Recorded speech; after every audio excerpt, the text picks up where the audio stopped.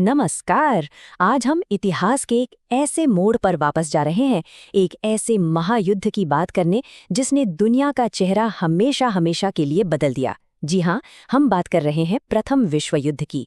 तो चलिए समझते हैं कि आखिर ये सब शुरू कैसे हुआ। तो इस पूरी कहानी की जो शुरुआत है ना, वो एक गोली से होती है। सिर्फ एक गोली जिसने पूरी दुनिया में आग लगा दी। और यही आज का हमारा सबसे बड़ा सवाल है। जरा सोचिए, ये कितना हैरान करने वाला है कि सिर्फ एक इंसान की हत्या ने एक ऐसे युद्ध की शुरुआत कर दी जिसमें लगभग 2 करोड़ लोगों ने अपनी जान गंवा दी और दुनिया के 4 बड़े बड़े साम्राज्य ताश के पत्तों की तरह ढह गए। इस टाइमलाइन को देखिए जरा, कितनी तेजी से सब कुछ हुआ।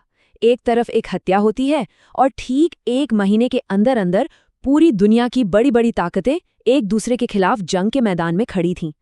कुछ ही हफ्तों में एक लोकल घटना ने एक वर्ल्ड वॉर का रूप ले लिया। तो वो पहली चिंगारी क्या थी? वो थी एक हत्या।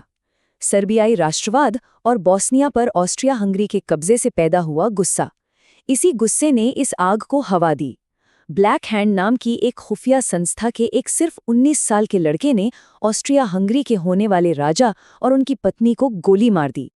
देखिए, एक चिंगारी से आग तो तभी लगती है ना जब आसपास बारूद हो। और सच कहें तो 1914 का यूरोप एक बारूद के ढेर पर ही बैठा था। बस एक चिंगारी लगने की देर थी।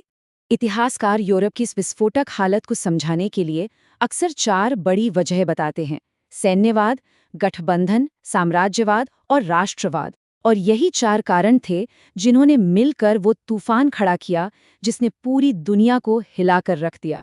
उस दौर में यूरोप के बड़े बड़े देश, खास तौर पर जर्मनी और ब्रिटेन, एक दूसरे से बड़ी सेना और ज्यादा हथियार बनाने की होड़ में लगे थे। हर कोई अपनी सैन्य ताकत दिखाना चाहता था। इस होड़ की वजह से देशों के बीच एक दूसरे के लिए शक और डर का माहौल बन गया था। उस समय यूरोप के देशों ने आपस में दोस्ती के ऐसे ऐसे समझौते कर रखे थे जो एक जाल की तरह थे। मतलब अगर किसी एक देश पे हमला हुआ तो उसके दोस्त देश उसकी मदद के लिए जंग में कूद पड़ेंगे। ये बिल्कुल डोमिनो इफेक्ट जैसा था। एक गिरा तो उसके साथ सब गिरेंगे। और फिर था साम्राज्यवाद। यूरोप की बड़ी ताकतें दुनिया भर में, खासकर अफ्रीका और एशिया में ज्यादा से ज्यादा जमीन और संसाधन कब्जाने की दौड़ में लगी थीं। कौन कितने देशों को अपना गुलाम बना सकता है, इसी बात को लेकर उनमें जबरदस्त टेंशन और दुश्मनी थी। और आखिर में राष्ट्रवाद। उस समय लोगों में अपने देश को लेकर एक जुनून था। ये सोच के हमारा देश सबसे महान है और बाकी सब हमसे कम है, बहुत ज्यादा हावी थी। इसी सोच ने युद्ध को एक शान की बात बना दी और लाखों लोग लड़ने मरने के लिए तैयार हो गए। तो चलिए अब जरा और गहराई से समझते हैं कि कैसे इन दोस्ती के समझौतों यानी गठबंधनों के जाल ने एक छोटी सी लड़ाई को एक वर्ल्ड वॉर में बदल दिया। तो 1914 तक पूरा यूरोप साफ साफ 2 गुटों में बंट चुका था। एक तरफ थे जर्मनी और ऑस्ट्रिया हंगरी, जिन्हें सेंट्रल पावर्स कहा गया, और दूसरी तरफ थे फ्रांस, रूस और ग्रेट ब्रिटेन, जिन्हें एलाइड पावर्स कहा गया। मजे की बात यह है कि इटली, जो जर्मनी का दोस्त था, उसने शुरू में लड़ने से मना कर दिया। क्यों? क्योंकि उनका समझौता सिर्फ बचाव के लिए था, हमला करने के लिए नहीं। और फिर शुरू हुआ वो चेन रिएक्शन जिसका डर था। ऑस्ट्रिया हंगरी ने सर्बिया पर हमला किया। सर्बिया की मदद के लिए रूस आ गया। रूस को देखकर जर्मनी ऑस्ट्रिया हंगरी के साथ आ गया। फिर जर्मनी ने फ्रांस पर हमला कर दिया। और देखते ही देखते एक एक करके सारे देश अपने अपने वादों और गठबंधनों की वजह से इस जंग में खिंचते चले गए।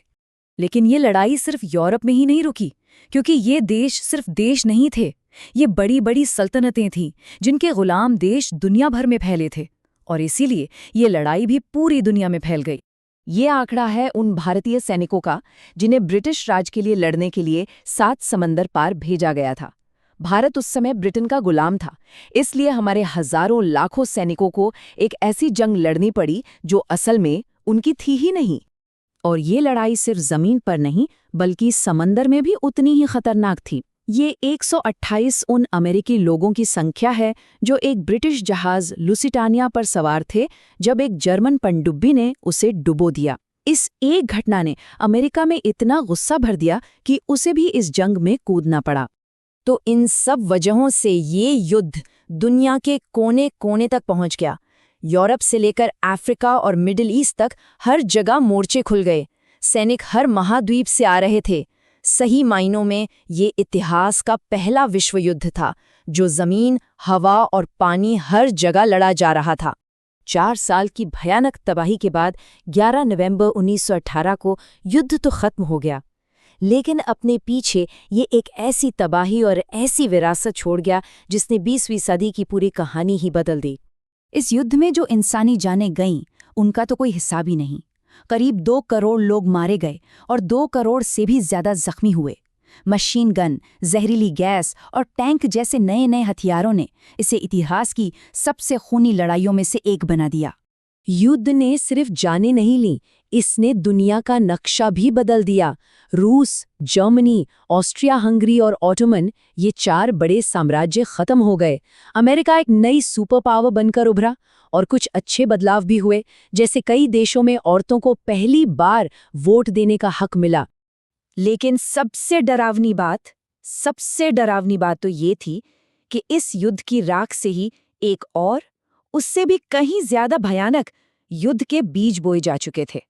जर्मनी पर जो शांति की शर्तें थोपी गईं, उनसे वहां के लोगों में इतना गुस्सा और अपमान भर गया कि वही दूसरे विश्व युद्ध की सबसे बड़ी वजह बना। इस युद्ध को कहा गया था the war to end all wars, यानी वो जंग जो सारी जंगें खत्म कर देगी। पर हुआ इसका उल्टा। ये कहानी हमें आज भी याद दिलाती है कि अंधा राष्ट्रवाद, खतरनाक गठबंधन और डिप्लोमेसी की नाकामी दुनिया को कितनी बड़ी तबाही की ओर धकेल सकती है। ये एक ऐसा सबक है जिसे भूलना बहुत महंगा पड़ सकता है।